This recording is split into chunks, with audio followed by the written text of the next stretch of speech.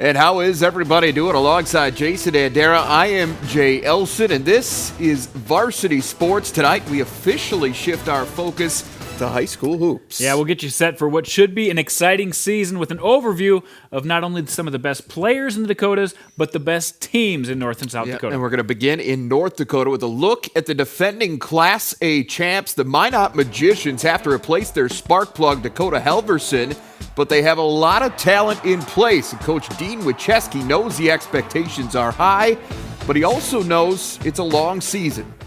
Well, sometimes you need a little wake-up call at that because kids look at it, we as coaches look at it, but honestly, with the last name Winchesky, the only poll I listen to is my mother. So to be honest with you, it's a matter of just going out and competing and playing hard. And there's going to be lessons throughout the year, and our kids have to learn them, take them to heart, and continue to grow. We just want to work hard and get better every day. In order to get to that ultimate goal of the state championship and WA title, we got to come out and practice, work hard, show effort, and just come out here and grind every day. It's a long season, and we got to enjoy the process and day by day work hard.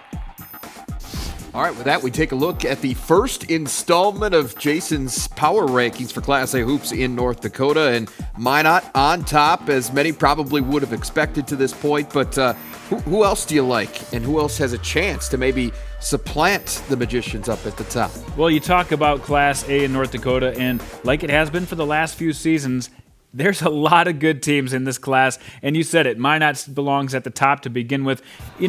I expect a lot of surprises here in December and even through the first part of January, but by the end of the year, it's going to be tough to supplant a team like Minot, such a big school with so many talented players kind of waiting in their wings. I know only 2 starters back, but, Ben Belinsky's done a great job of managing the offense, and when you got Braden Lund down low, things get done. But you're right, the rest of this class has a lot of good teams too. Grand Forks, Red River, maybe the best big man in the state with Braden Hansen, so versatile down low and can also take it outside.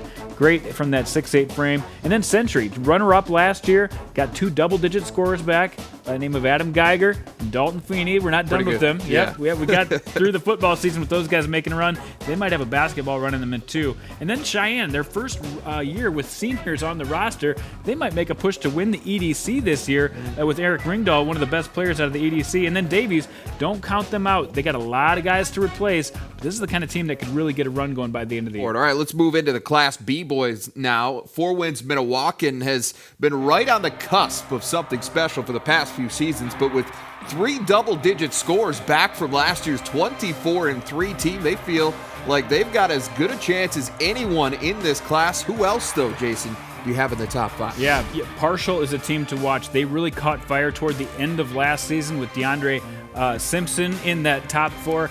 And then Hillsborough, Central Valley, a team to keep your eye on. But Enderlin, they got a player named Graham Hurlbert, just a big guy down low who can really take care of some business. And Hettinger Scranton, another team.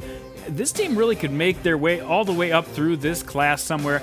So many talented players. Isaiah Klute kind of coming into his own as a distributor to keep Hayden Sadowski, one of the best scorers in Class B, happy. So I think Hettinger Scranton, if they get a couple big wins, really could be a factor in this class. Do we have A and B? Do we have a team that really is a clear-cut number 1? No. I mean, we with respect to Minot, 4 wins, that obviously the teams that you think are right up there. But in years past, we've had a team that really everyone expected to be that dominant squad. It doesn't feel like that this year. I don't think so. I think it's going to be pretty wide open. You talked about 4 wins. Bring a couple players back from that championship run they made last year, especially Tronis McKay, definitely a guy to watch in that rotation. But, yeah, nobody far and away above the rest of this group. It's going to be an exciting season, to be sure. Well, coming up, there will be no shortage of individual talent on the floor this season. We'll shine some light on a number of the region's top players in a bit, but first, we're going to take a look at which North Dakota girls teams we think are going to be contenders. Varsity Sports on Midco Sports Network is presented by Mitchell Technical Institute, Shields, and Farmers Union Insurance Agency.